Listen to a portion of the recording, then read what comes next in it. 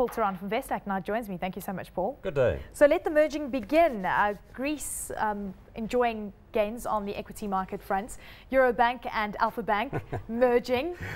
Hallelujah. Hallelujah. So a little bit of positivity. Well, Is it for one day, or do you think it could actually last? Well, I don't know. I remember about 3 months ago, I bought that European financial ETF. Yes. Because I thought that, you know, this to make nonsense a point, actually. about Greece was going to be totally, you know. Well, I'm not happy to report that I'm down 25% on that investment. Not going too well, but I was fully expecting big moves up because now two of the rather weaker players in the Greek market merging, and it is being taken as a positive. I don't know. I mean, over the weekend I read two things. One was an article by Tom Friedman, the New York Times columnist, saying that he thought the European project was not looking good. And then I read the Michael Lewis article in Vanity Fair, which is about Germany and the way Germany is viewing these things. Very fun article. You should definitely look out for it.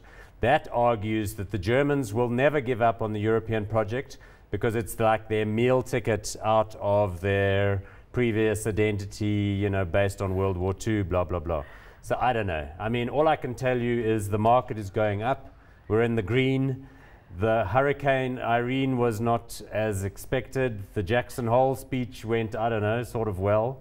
The market is up, and it looks as though the coast is clearing, to me anyway, but as you know, I'm the eternal optimist. Eternal optimist. Okay, so Bidvest, what now? I did try and get a bit of information out about Grindrod, but I mean, we know that they are looking at a lot of companies at one time with regards to acquisitions. What's next?